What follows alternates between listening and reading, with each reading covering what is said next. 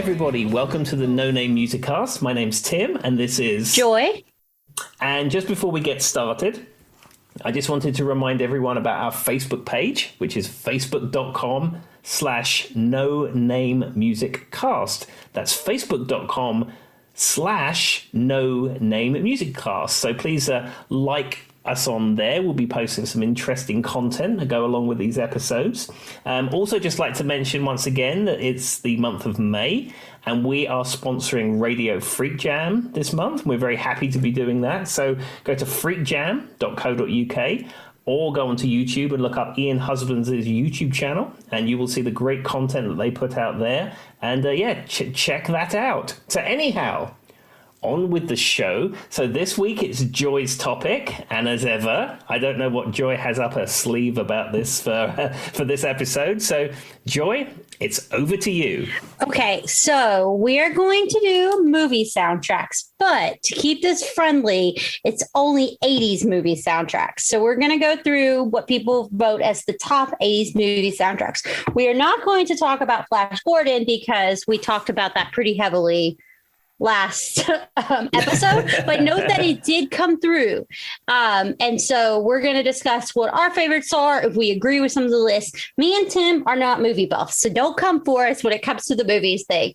But Tim does know 80s, and he knows his 80s movies. So that's why I picked this specific genre. And these are movies that generally almost everybody know because it's like the top. So before I start, Tim, do you have any movie soundtracks besides Flash Gordon from the 80s that you absolutely adore? Well, one of my favorite soundtracks, and maybe it's a little obscure, I've always liked the soundtrack to The Running Man.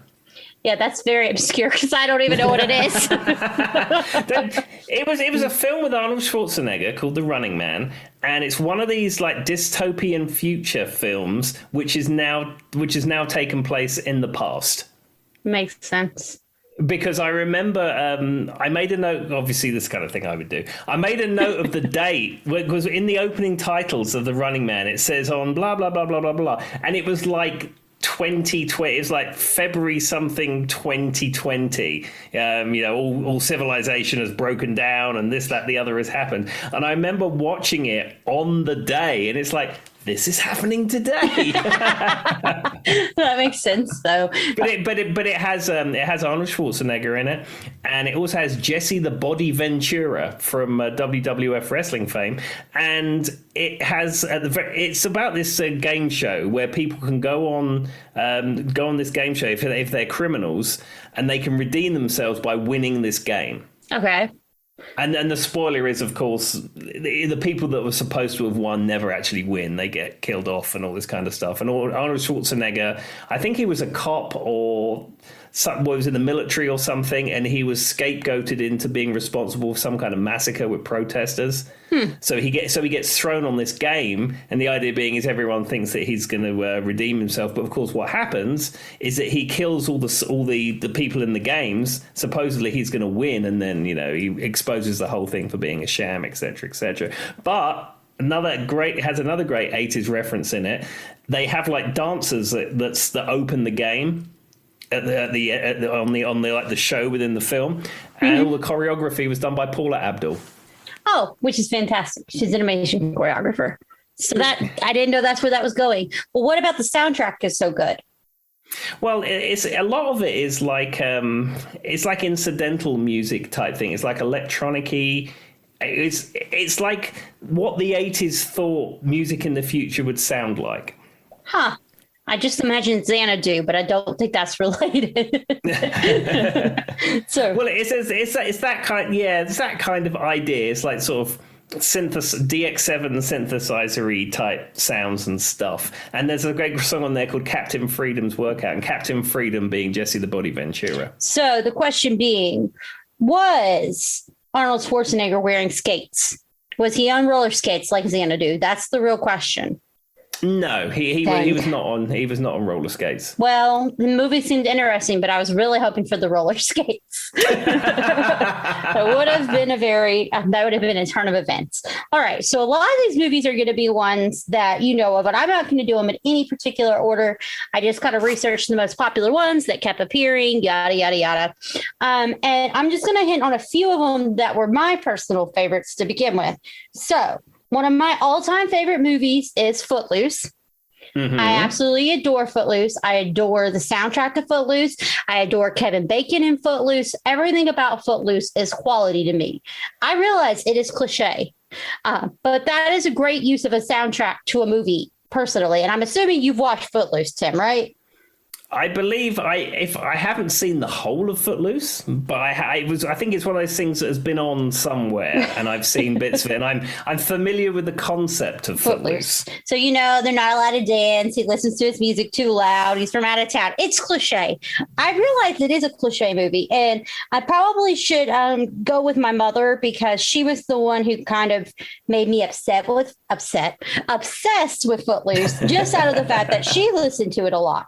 But I like more probably poppy music than not maybe everyone who listens to our podcast, but I do like upbeat music. I like happy music, and the to summarize it, a lot of the music. I mean, you've got like Let's Hear It From the Boy, Denise Williams, which is, I'm sure you know that song.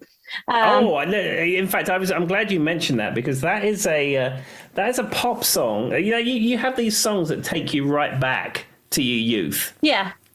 And I remember that when that was in the charts on the radio. I think it was either a hit before Footloose or after Footloose, but it was certainly certainly in England it was a big hit at the time.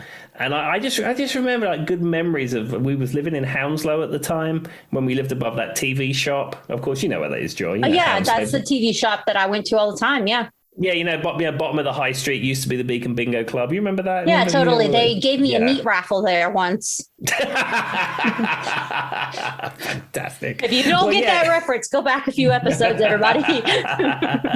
And I don't know, that song, Let's Hear It From the Boy. I mean, if when I hear it now, it's like, boom, it just takes me straight back to that moment in time. So one thing that I probably have a bias with this is I was in show choirs in high school, and we would perform and we would do choreography and we would go sing and we would travel and all these things. And one year, a lot of our music came from Footloose because, it's a very popular upbeat. So Let's Hear It For the Boy. Of course, I know you've heard the song Footloose by Kenny Loggins. It's, one of the most famous songs of all time. Got a really good, cool guitar riff. It's fun sounding. I'm sure you've probably played it in a band or two once or twice before. And then you've got like Bonnie Taylor Holding Out for a Hero, which I can't hear anymore without thinking of Shrek. If you've never watched Shrek, at the end of Shrek, the fairy godmother does a whole scene to Holding Out for a Hero. And that's all I can hear when I think of that song now. Sorry for the people listening who had gotten that out of their brain and now it's back. I mean, you've got Almost Paradise, which is that really sweet song between the mother and the father. It's just an all around. You even got Sammy Hagar in it. The Girl Gets Around at one point comes on. It's just like a fantastic soundtrack from point A to point B. And it's a cliche movie, out of town kid, rough on the tracks, doesn't quite fit in, changes the town. Yeah, that kind of thing. I get it. But for soundtracks, as far as movie goes, it's probably my top. I rank it up there. Yeah, and you were saying about Footloose. I've played it. I hadn't played it in bands in England, but I think most of the cover bands I've been in here have played Footloose. And the thing is, it had a resurgence because they remade Footloose. And and don't come for me, internet. I didn't hate the remake. It wasn't the original, but I didn't hate it. I thought it was just a creative take. It really didn't spar that far. Now, I will say, it was, what was the country artist who did the version of Footloose? Blake Shelton did the version for the new movie? That's correct, yes. I still prefer the Kenny Loggins version, but that's just personal preference. But I still think they did justice, and I don't have any problem with it. A lot of diehard Footloose fans came for them when they produced that movie, but not me personally. Do you want an interesting fun fact about Footloose? What's that? Well, Nathan East played bass on the Kenny Loggins track Footloose, and he also performed it at Live Aid with Kenny Loggins. Huh. And Nathan East is a very well-respected, fantastic bass player who's played with everybody, notably Eric Clapton, but anyone that you could think of has played with Nathan East. And Nathan East played all the live bass on Daft Punk's Random Access Memories. And absolutely love Daft Punk. So that's pretty cool, though. I had no clue. Makes sense, though. There we go. Rock and roll trivia fact. Woo! One day, one of our fans, can I say fans? One of our listeners is going to win Jeopardy, and they're going to be like, because of Tim O'Sullivan, 3 years ago on this day, I was able to win. So, Footloose, and then another, and Tim probably knows this one. This one's an all-time favorite. Everyone I know in the world has seen this movie, The Blues Brothers. Of course. I am a huge Blues Brothers fan. I could quote the movie like the back of my head. I mean, it's dark outside and we're wearing sunglasses. Come on, guys. Yeah, exactly. Also, though, Sammy and Dave, and I know a lot of like the Soul Man type stuff, that a lot of the mainstream stuff is a remake of previous music, which is fantastic. I like the originals too. But the movie, The Blues Brothers, it's an all-time favorite. I mean, you've got the church scene with what's his name? What's the guy singing in the church? The famous, oh God, that's going to kill me. Once again, I can say Phil is right now shouting at his car stereo driving to work. I'm shouting in my brain, but I can't remember what it is. Who is it? Blues Brothers is one of those films I've seen a few times, but it's not like a Flash Gordon James or a Moonraker. James Brown. Of course it's James Brown. Because Aretha Franklin's the one in the restaurant. And then you've got Ray Charles in the there he's selling the pawn shop. Yeah. You've got, I mean, you have three amazing artists on top of the soundtrack. You've got James Brown in the opening scene in the church when they come to Jesus. Then you've got Aretha Franklin singing Think in the restaurant, which is another fantastic moment. And then you have Ray Charles playing the piano. What is it? Do the duck, do the bird. I don't know, the song that's like, he's teaching them the dances. I can't remember it exactly, but it's awesome. Like all around, if you love music and if you like 80s movies, I think The Blues Brothers kind of sums up one of the best soundtracks of all time. And it also has Princess Leia in it. That is true. Of course he brings that up. I would have never. Because I know, well, it has Carrie Fisher in it. There you go. Well, I love Carrie Fisher, and I was actually reading an article, a really sweet article about her and her mother. They're just fantastic. And you know that her daughter is now in TV shows too. Can't think of what her name is. But Billy Lord. That's her name. I watched the Scream, the TV show that was like based off the movie, and she was in it. She was fantastic. And I didn't even know that was her mom until, you know, her and Debbie both passed away within like a few days of each other. And then Billy came out and I was like, oh my God, that was their daughter. I had no idea. Yeah, and in fact, she was in the one of the not the I've of the Star Wars remakes, the ones that they made recently. I've only seen the first one and the second one, but I think she was in both of those. No, I mean, I've heard that. I haven't watched them personally. Please still hate the internet, but I've heard that. I think what we need to do is we need to get you and Andy Bradley on a Zoom together, and then I'll play Star Wars in one of the windows, and then I don't know, something will happen. I think the world will implode upon itself or something. I don't know how that'll work. Well, that makes sense. But also, I'm pretty sure that you've got John Lee Hooker, who's a famous musician. He's in the blues. He plays the saxophone, right? Saxophone? No, John Lee Hooker is a guitar player and singer. Guitar player. Okay. Who's the famous? Isn't there a famous saxophone player in the Blues Brothers? There's somebody who plays a saxophone in the Blues Brothers too, who's very famous, but I can't remember his name. And then you've also got, you got John Candy, you got Shaka Khan, apparently, you know, all of that kind of stuff appear in the Blues Brothers through all of their time. So Blues Brothers, all-time favorite, ranks up there for me. I'm just going to say it. If you've not listened to the Blues Brothers soundtrack, please do it. Now, another one that came up consistently, and this is not going to shock you in any way, Tim, was Top Gun. Yeah, do you know what's funny about Top Gun is that I have never seen Top Gun. You've never seen Top Gun? No, I'm familiar. I've owned the soundtrack. I'll say you probably know the music, though, right? Yeah, I know Danger Zone, and I know the Top Gun theme played by, I think it's Steve Stevens who plays it, and it's so I know all the songs from Top Gun. And interesting fact, years ago when I lived in above that TV shop in Hounslow, they had Dolby Surround. They had a Dolby Surround system in before anyone else had it. And, at that time, it was very simple. You just had speakers at the back and speakers at the front. And they had a demo laser disc. Are you familiar? Are you familiar with laser disc? I know what it is, yeah. And for people who don't know, listening to this, laser disc was like a pre-DVD type format. And the discs were 12 inches, but looked like big CDs, basically. And the way that they put the pictures on there was not digital, it was analog, which meant that if you had a movie, you had to flip it over halfway through. I didn't know the flipping over part. Yeah, you'd watch a film and then like an hour and 5 minutes into it, you had to flip the disc over. That's crazy. So that's the way 8-track was for VHS, for cassettes, I mean, then that was for DVDs. Interesting. I've heard of it and I've seen it, but I didn't know you had to flip it.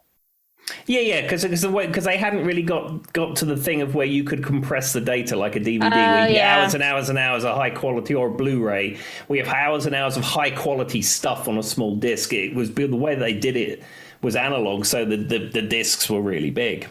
But they had really good sound quality, and they were one of the first formats that had Dolby Surround, which allowed you to have that rear channel stuff. And I remember my dad showing it to me. They had a test system set up with one of these discs in, and went to see it, and it had clips from Top Gun. And it was all the bits where the planes were flying. They went from behind you to in front of you and all that kind of stuff. And at that point, I decided that I thought it was a gimmick, and I've never really liked surround sound since. So that was a turning point in Tim's life that we all just learned about. Which is why I don't have a surround sound system in the house, because I like my left and I like my right. And, but at least you're true to it. I will shout at clouds if I have to. So, with that being said, here's a good fact about Danger Zone, the song we all know. So we all know that there was the song Danger Zone. It opens up Kenny Loggins, same person that we just talked about in the last episode. He made a lot of money off of 80s movies. So apparently it was supposed to be recorded by like 6 other people. Did you know that? So first of all, originally Toto, of all bands, Toto, was going to do Danger Zone.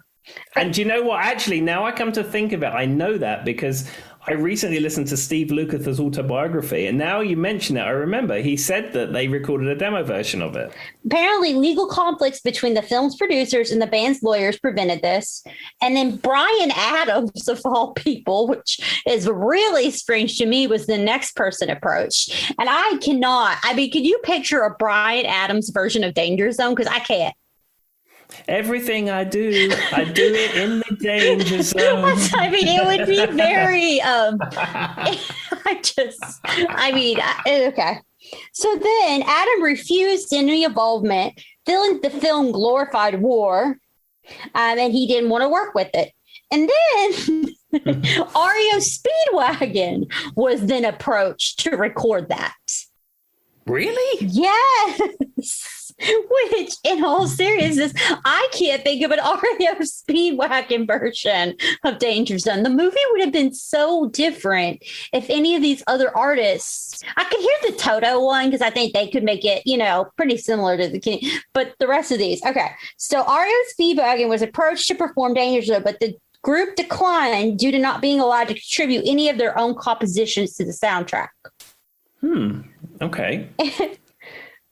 Okay, it's where Corey Hart, of all people, 80s heartthrob Corey Hart, who had was popular for 5 minutes, was then approached after REO Speedwagon turned it down. I had no clue. And then the list just goes on. However, Hart decided he didn't want to do it either because he preferred writing and performing his own compositions, the same thing REO Speedwagon said. However, later on, he did record Hold On for the soundtrack Beverly Hills Cop 2, which I don't think I've ever seen. And then eventually, after all these other artists turned it down, they gave it to Kenny Loggins, and that's how we got Danger Zone, which is, even if you've never watched the movie, one of the most iconic songs of all time.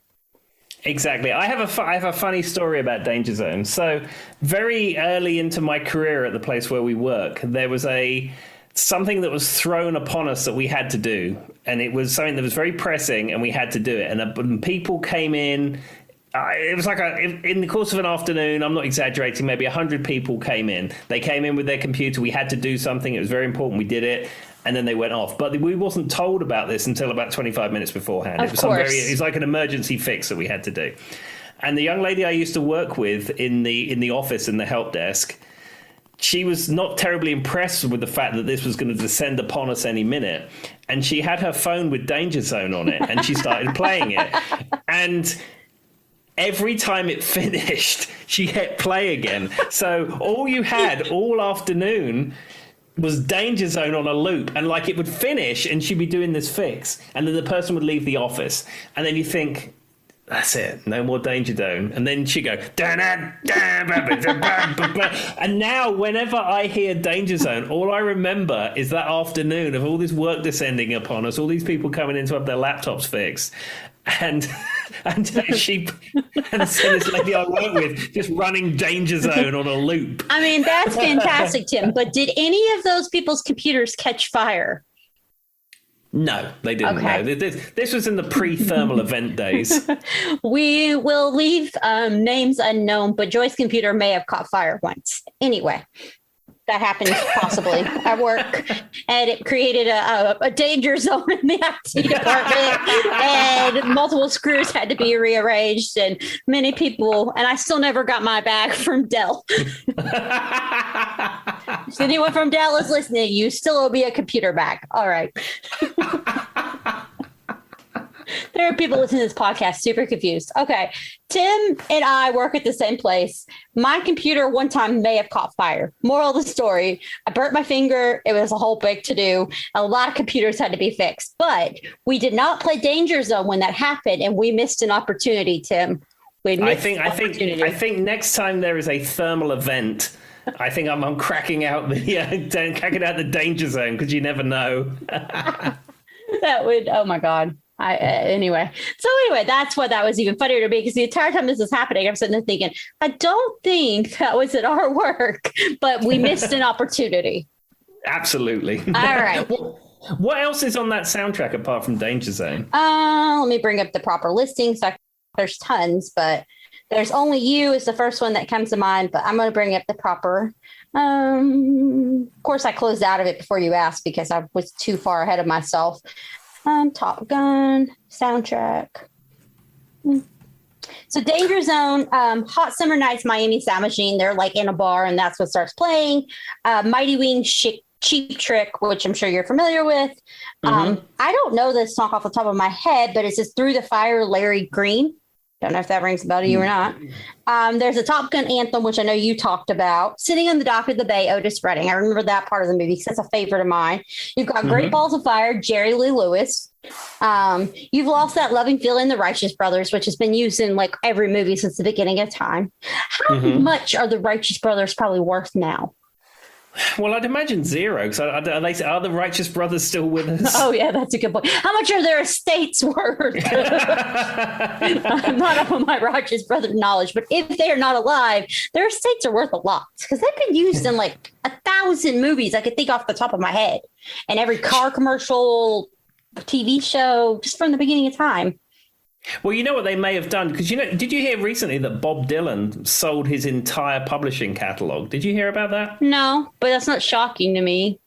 So, I mean, obviously Bob Dylan's older, and I mean, Bob Dylan's not going to live forever. So I think a lot of these legacy artists want to make sure that that they've got the money from their catalog and they can distribute it as they want to while they're still with us. So Bob Dylan sold his entire publishing catalog, all the rights to all of his songs, all his creative work, and sold it to Sony or BMG or one of these like big conglomerates for $300 million or $400 million. So he did the opposite of all the other ones who die first, and then the family sells it off once they're gone.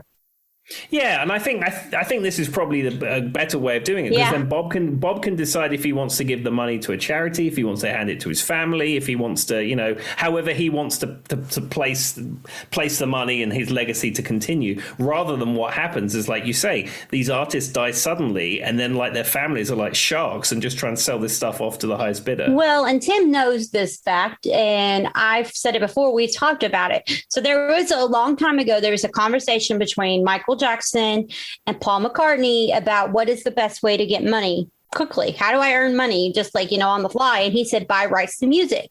Paul McCartney did not mean buy rights to my music, which is exactly what Michael Jackson did. So when Michael Jackson passed, not only did his catalog get released, but a lot of the Beatles catalog got released. And that's when you started seeing like Beatles Rock Band and Beatles this and Beatles that you weren't seeing before because it was sold off. Yeah, absolutely. Yeah, because Paul said it was the sessions for Say, Say, Say. Mm-hmm. It was that session, and then they just got downtime in the studio, and he said, what in business, what should I be getting into? Like you said, and Paul said, you want to get into music publishing? He said, that's where all the money's to be made. So Michael Jackson went away and bought the Northern Songs catalog. Yeah. And so that's where it all came from. And so those are the prime examples I can think of immediately. I don't know what happened to Prince's estate. I haven't looked into that. I don't know if his music's been sold off. I haven't seen it used in any like commercials or like video games or anything. So I'm still thinking someone's holding on to his catalog.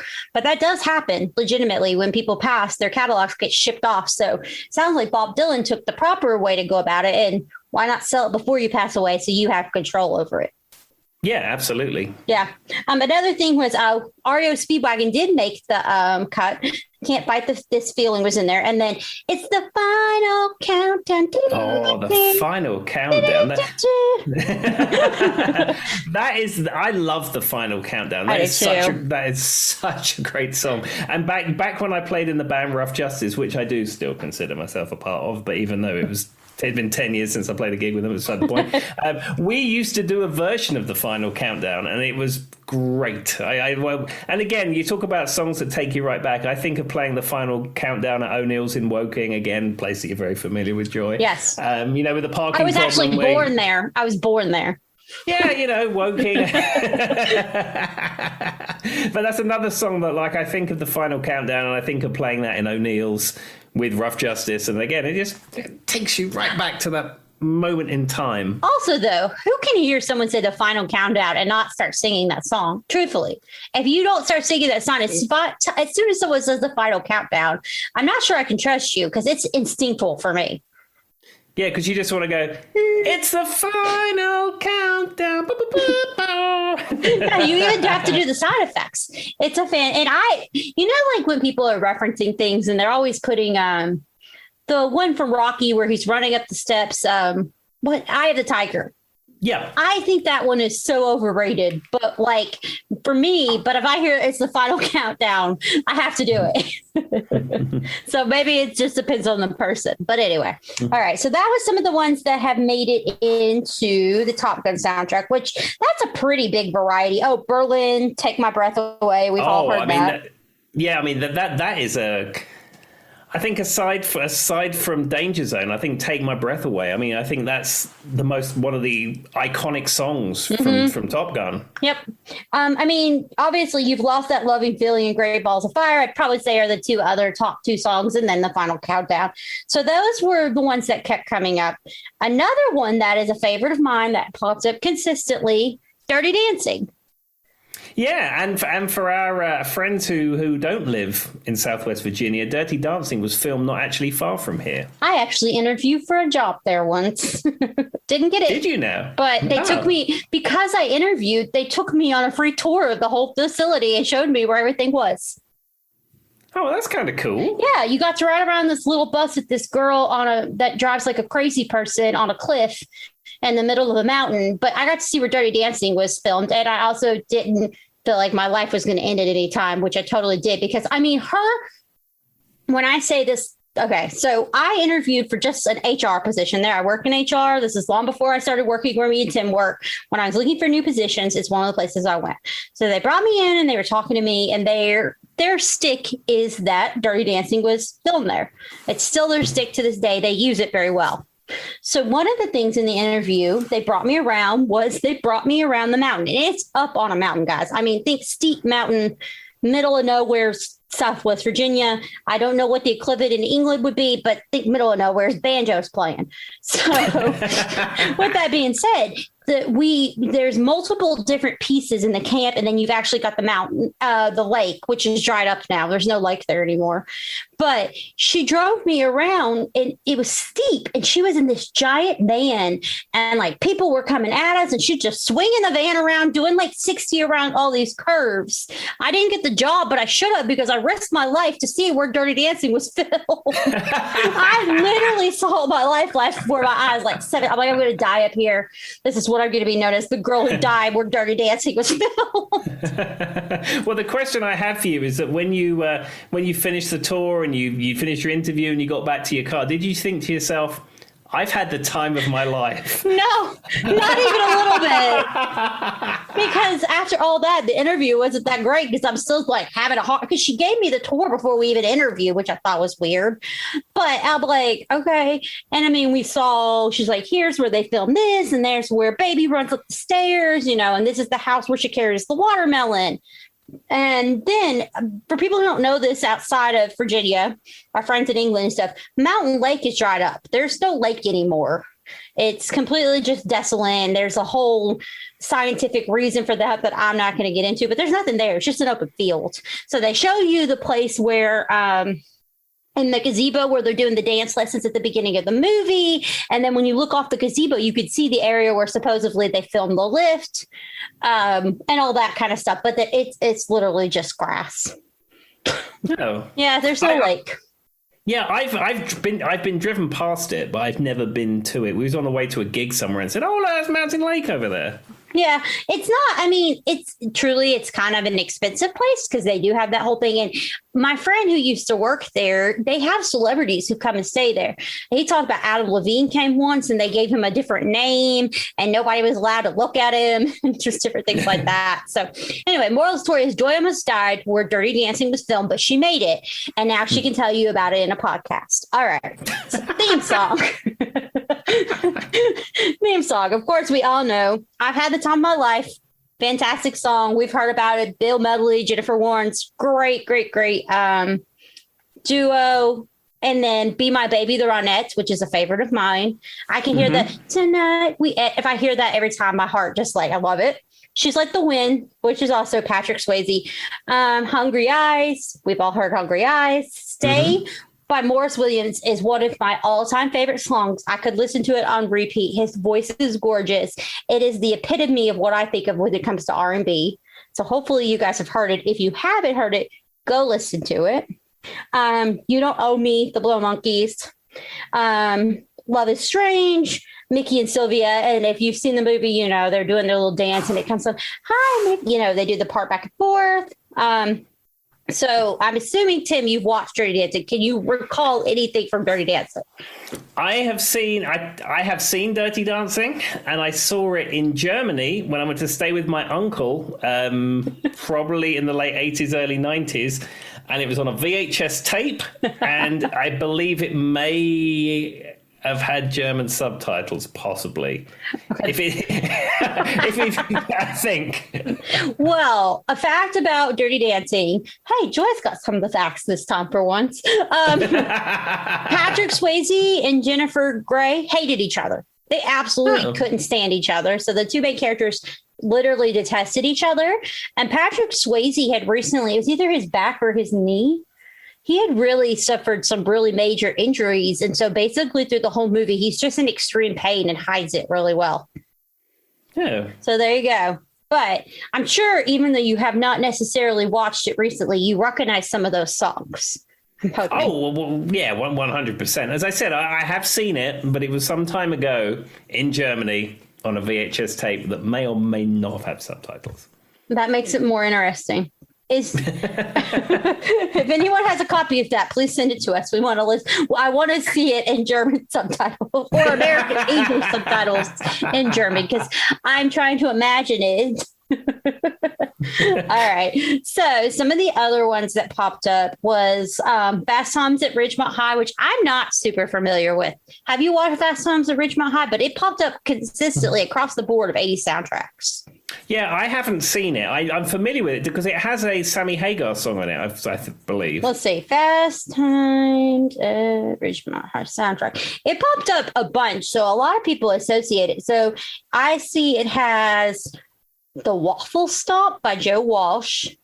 Okay. Uptown Boys, which we know. Raised on the Radio, The Look in Your Eyes, Speeding, The Go-Go's. I know that song. Oh, literally Fast Times at Ridgemont High is by Sammy Hagar. So it must have been a song that he wrote for the movie or did for the movie. Exactly. So, and can I just point out that Sammy Hagar, he was abducted by aliens, and that is why he is 73 years old and he looks like he's 50. We have discussed this, and we have decided he was abducted by aliens. And then Billy Squire, which I can't think of him without thinking of Stroke, but that's another debate for another time. He wrote a song called Fast Times, parentheses, The Best Times of Our Lives, and that was specific to that movie too. And then I Don't Know by Jimmy Buffett. Donna Summer's on there. Stevie Nicks is on there. Oingo Bongo. Oh my God. Why can't I say words? Oingo, whatever that thing with the O and the B. Goodbye. It's on there. Somebody's screaming at me right now. I'm sorry. It's hard. But apparently those are all in there. That is not one I'm from. I've watched it. I think maybe in the past, possibly. Yeah, it's not. Maybe it was more popular in this country than it was in England and elsewhere. I don't know. I mean, I know it from the Sammy Hagar connection because I think I have the song in my music library, and I'm familiar with it from that. Okay, so here's one that popped up consistently, and I think Tim, you may have talked about this. One of the 1980s versions of Batman, the whole soundtrack is done by Prince. Yes, that I have that on CD in my permanent collection. I remember buying it. Well, in fact, let me just take you right back to give you my memories and thoughts on the Batman film. So I remember when that Batman film came out, and it was the one with Michael Keaton, and it was the first one of like the Batman contemporary remakes. Mm-hmm. So for most people in England, they didn't grow up with the comic books. Batman. I'm sure some people were into that, but as a rule, most people didn't grow up with Batman comic books. Are comic books popular in England, or is that not as huge? Certainly, when I was a kid, you had comic books, but it was the Beano and the Whizzer and Chips and the Dandy and stuff like that. They were like very British comic books, but like character comic books like X-Men, Spider-Man, Superman. I'm sure it was available, and I'm sure people liked it, but certainly people were more. If you was into comics, you liked the Beano, or you liked the Dandy, or you liked the Whizzer and Chips. You wasn't into like DC or Marvel comics and stuff like that. Interesting. I never thought about that. Okay, continue. Sorry. So anyway, that film was coming out, and it was hugely hyped, and I think it was mid to late 80s that came up with Michael Keaton. Okay. So I was excited, and a lot of people were excited. But most people in England only know Batman from the Adam West Batman, the 1960s Adam West Batman. Okay. So, and there was this whole thing in tabloid newspapers at the time. They said, "Well, they're bringing out a Batman film, and it's not going to have Robin in it." And everyone's like, "What? There's no Robin?" Well, of course, that more follows the comic book type stories and the timeline and stuff like that. Mm-hmm. But most people were familiar with the Batman that they knew from Adam West, the campy Batman from the 60s. So I was on holiday in Bognor Regis with my family, and we decided that we was going to have a family trip to the cinema. And it was decided that we was going to see the new Indiana Jones film that was out at that time. And I don't know which Indiana Jones film it was, but we all went to the cinema, and we got there. And Indiana Jones, we obviously messed the timing up. And Indiana Jones, you had to wait an hour or 40 minutes for it to start. And then the Batman film was starting in 5 minutes. And my dad didn't want to wait. So we saw Batman. And I was excited about that. Very excited about that. And so the film started. And it's the first time I'd ever been in a cinema when maybe 35, 40 minutes into the film broke. That happened to me once. No, what movie was it? It was my entire family too. And they had to give us our money back. The film just stops running. Well, they managed to fix it. I remember it was from clunk, and that was it. And because that was before digital projection, and it was actual film. But Prince didn't like the way he looked or sounded at that moment, so he ripped it out of the sky because that's the way Prince is. Yeah, Prince spent a lot of time in Butlins at Bognor Regis. Let me tell you, at the cinema, and literally ripped that out. Exactly. So anyway, I came out of the film, and was a little disappointing because it didn't have Robin in it, and it was nothing like Adam West Batman. But I did enjoy the soundtrack, and I remember buying the Batman soundtrack from Woolworths in Hounslow High Street on CD, and I listened to it a lot, and I really enjoyed it. And then recently, when I got back into buying physical music, I rebought the Batman soundtrack again because I remembered how much I enjoyed it, and I've listened to it a lot since. If you've never listened to Prince's version of Bat Dance, go do it. It's fantastic. We'll have to put it in the we might have to put it in the link after we're done, because Prince's version of Bat Dance is amazing.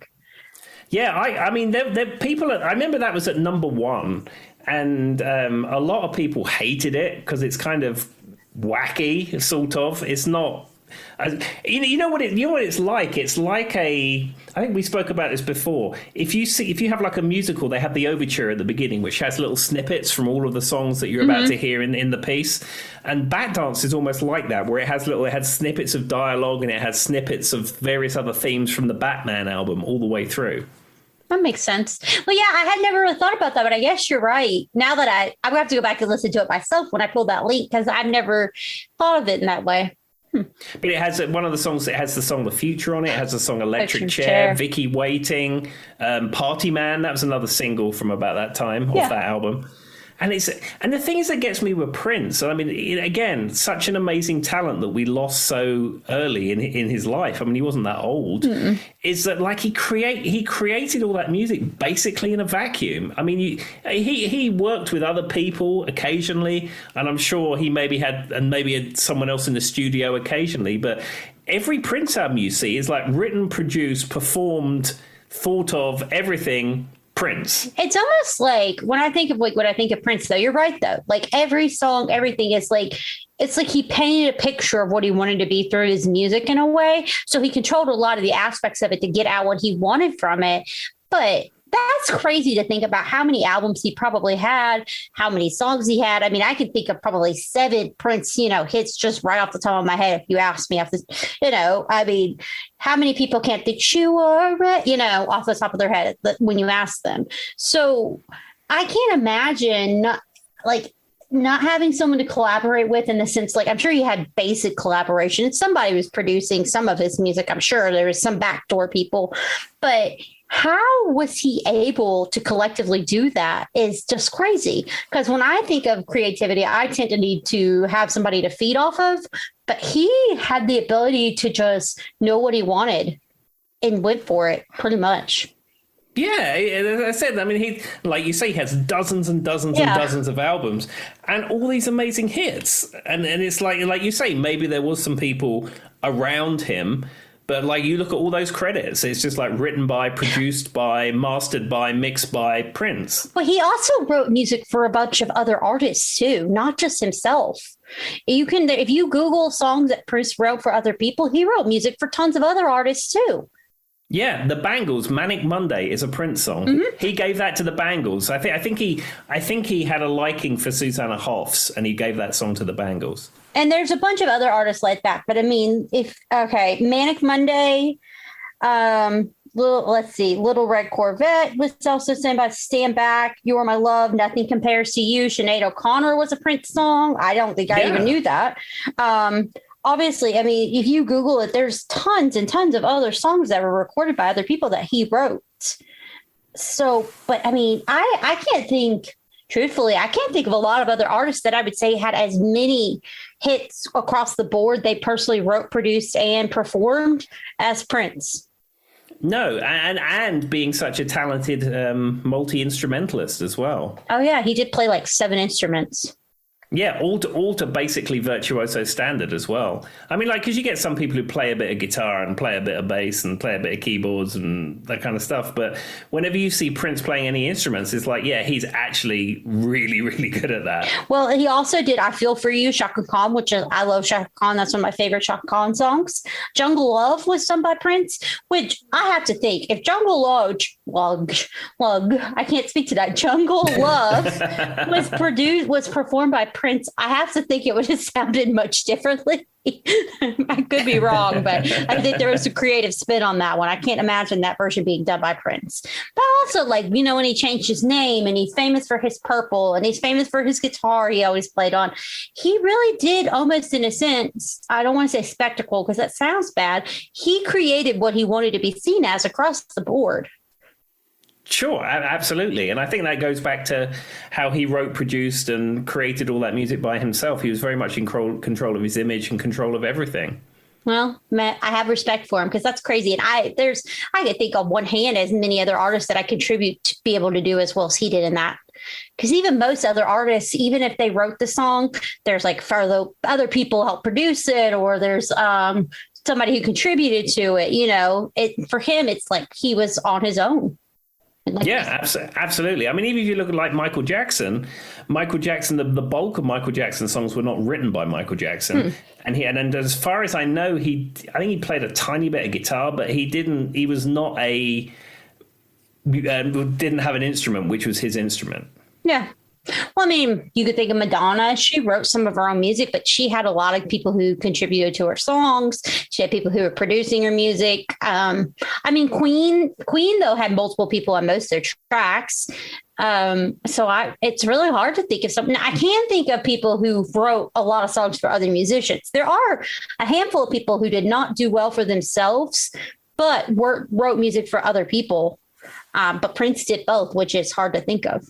Yeah, and it's a shame that he was taken from us so soon in his life, because I mean he probably still had so much music and so much good stuff to give. I'm still upset about the when they did him at the Super Bowl and he specifically said he did not want to be a hologram and they made him into a hologram. Still makes me angry. Disrespect.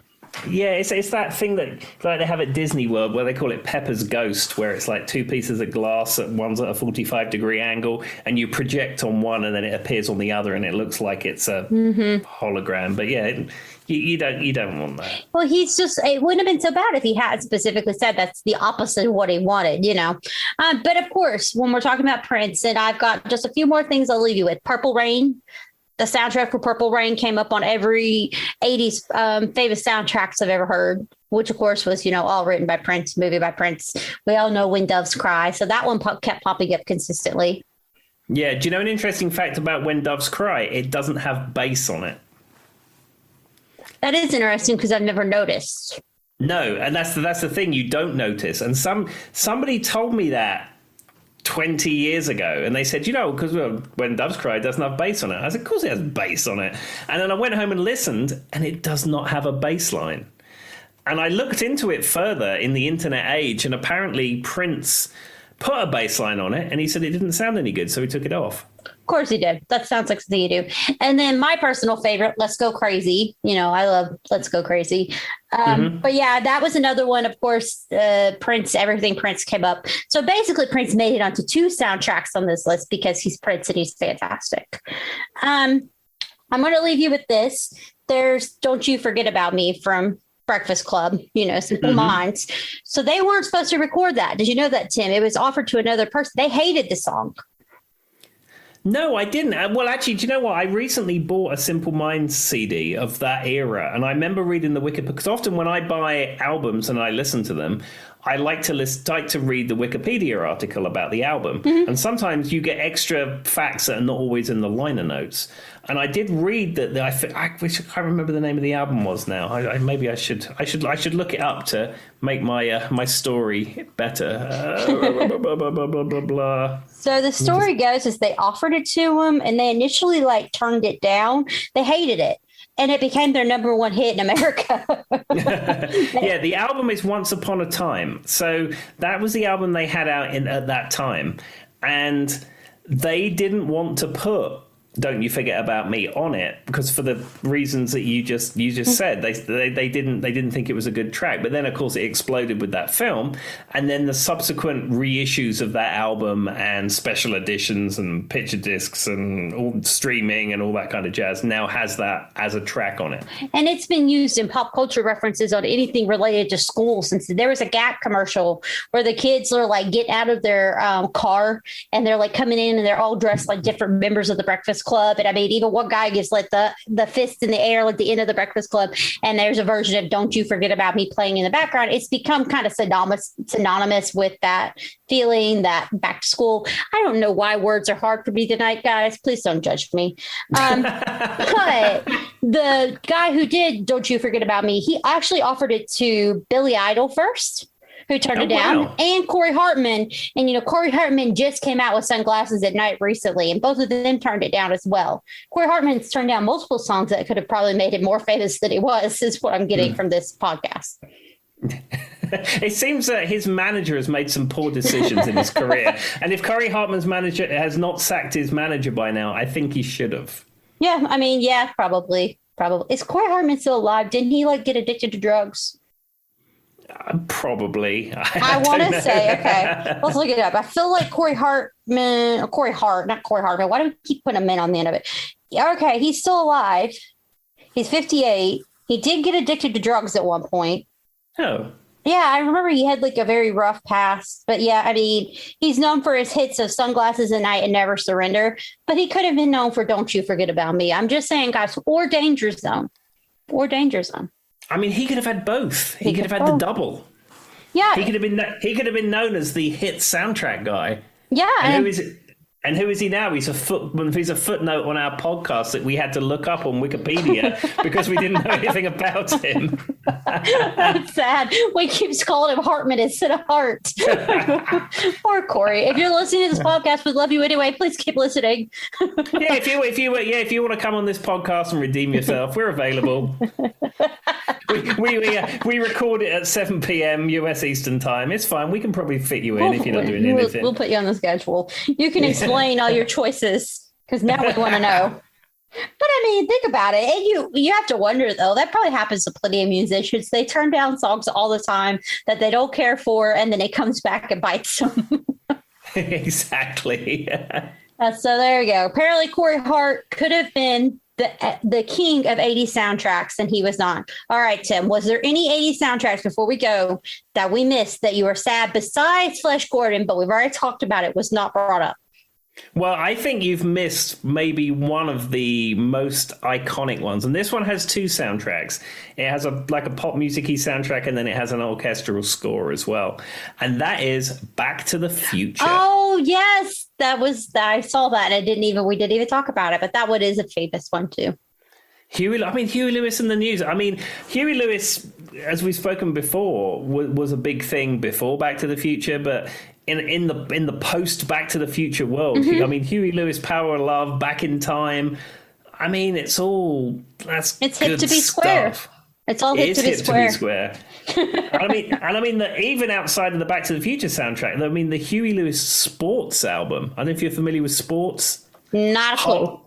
Heart of Rock and Roll. Well, yeah, I know the song. Yeah, I mean, sports is almost like Goodbye Yellow Brick Road, Night of the Opera. It's one of those great albums where you can listen to it beginning to end. I've never heard the name of it then. That's great. I've heard of some of Huey Lewis in the News, but I've never heard of an album specifically called Sports. Now I've got to look it up. I think that should be your recommended listening for this week. We will look up sports because I love Huey Lewis in the News. He's another one that off the top of my head, I could name like 17 songs. I mean, you've got The Heart of Rock and Roll, Hip City Square, I Want a New Drug. We could go on and on. But absolutely. I saw Huey Lewis in the News, Elmwood Park in Roanoke about 4 years ago, 4 years ago. Absolutely fantastic. And like you say, I mean, I know sports and I know a couple of other his albums and I like some of his tracks, but I'm not a Huey Lewis super fan. But I mean, he came on and like almost every track he played, and it's like, this is great. And he sounded great.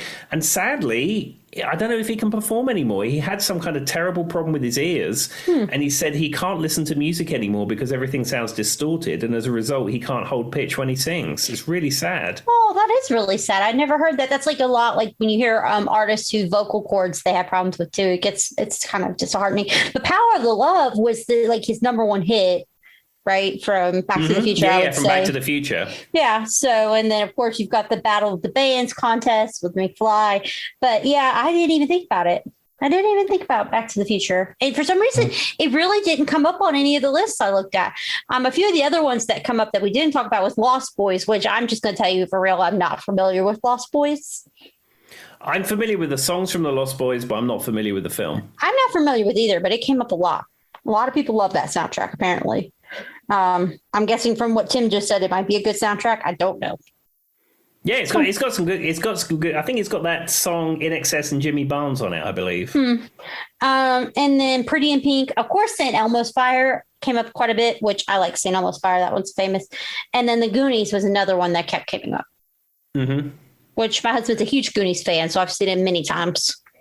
I've seen The Goonies, but I wouldn't consider the soundtrack memorable. I wouldn't be able to tell you the key motif, if you will, from that film. And that's why I didn't bring it up, because I actually can't identify one song that was on the Goonies soundtrack, if I'm being truthful with you. Like, it's a movie that I know, but I can't think of one song. No, absolutely not. I tell you another one that I've just thought of is, of course, a James Bond film. Oh. Duran Duran's A View to a Kill. This whole soundtrack of View to a Kill. Mm-hmm.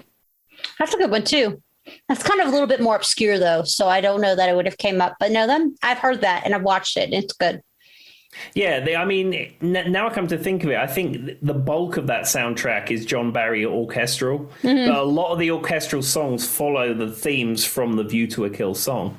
And the interesting thing about View to a Kill is, which I think it's Simon Le Bon, he was at a party, and John Barry, the guy who composes all the orchestral Bond music, and he was there with him and also the Cubby Broccoli, who was famously the producer for the James Bond films. And he was somehow wangled his way into some celebrity Hollywood party type thing. And he was a bit drunk. And he went up to Cubby Broccoli and said, "Hey, Cubby," he said, "when are you going to have any good music for your films?" And he said, "What?" And Cubby Broccoli said, "Well," he said, "if you can write a good song," he said, "maybe you could do it." Oh, there it is. I mean, that's one way to say it, I guess. I mean, that's how it works. There you go. And then the rest is history. And my second favorite James Bond film that everyone says is probably the worst one. But there you go. I liked it. Well, Tim, you like what you like. We've said it many times. Exactly. Exactly. On another note, I'm going to leave you guys with a few things. First of all, today it was released, Tim, the greatest news of all time about movie soundtracks. They're redoing Spice World. I want everyone to know Spice Girls have all agreed to do a remake of Spice World. This is federal news. We all need to know. Okay. I have not looked at much news today, so I mean that hasn't come down the wire yet. Well, I shared it on my Facebook. I put this is not a test. Everybody, red alert! They are redoing Spice World. But I'm going to leave you guys with this. So this is not just 80s, but I'm going to leave you with what the top grossing movie soundtracks of all times are. And one I think me and Tim have talked about, the number one top grossing movie soundtrack of all time is The Bodyguard with Whitney Houston. Really? I thought it was the Saturday Night Fever soundtrack. That's number two. So it was $45 million for The Bodyguard, $40 million for Saturday Night Fever. Number three was one we brought up, Dirty Dancing. Mm-hmm. Titanic was number 4. Okay. Grease was number 5. Oh, Grease, love it. And that's 70s, but that is a great soundtrack. This one's not in English, so we're gonna skip it. That one's not in English. I want to say they're Bollywood movies. So we're just going to pretend like I didn't have those. And then it's Purple Rain, Flashdance. I did see Flashdance quite a few times. Mm-hmm. Bombay, which was a 1995 movie that I'm not familiar with. And then The Lion King was the last one at the top. Oh, there you go. Well, I'm glad some classic soundtracks from my era that I'm familiar with are in there. Yes. And of course, I'm surprised, but the Bodyguard one surprises me every time. Like, I've read that fact many times, and it's a good soundtrack, but it's not like one that I put up in the top of my brain, I guess. Well, I suppose it's Whitney, and we lost Whitney, and it's a Dolly Parton song sung by Whitney, and all that kind of stuff. So I could see that maybe had a resurgence. The other thing is that actual physical units shifted, or does that include downloads? I don't know. This was just speaking on sales monetarily, so I'm not sure what that includes. Okay. Because, I mean, certainly if you go back 15 years or something, all of those kind of lists are based upon actual physical media being sold. But now, predominantly, people are streaming stuff. And in addition to that, it doesn't seem to be common that people want to listen to albums top to tail. Well, and I will say, though, like The Bodyguard, I think had a resurgence, like when you said when Whitney Houston passed. But also, once again, I'm going to go back to my Glee roots. They did a Whitney episode and they talked about The Bodyguard pretty heavily. And a lot of music got a resurgence when Glee kind of talked about it again. So that could have contributed different pop culture references that brought it back into mainstream. That could be the case. I mean, I'm not 100% sure on that. And then wasn't The Bodyguard originally written for somebody else? Not Whitney Houston. I'm not sure. I mean, I don't think I've seen The Bodyguard, but again, I have the soundtrack. I got that in a thrift shop for 50 cents. So what I'm getting is Tim has literally never seen any movies, guys, but he's got the soundtrack. Yes, that would be correct. Apart from The Running Man, I've seen that 10 times. You've seen that one. They were not on roller skates, but the music does sound like Xanadu. And that is where we will leave you guys. Well, there we go. All right. Well, thank you, everybody. Thanks for tuning in. And we will have a fresh and crispy episode for you next week. See you later. Bye.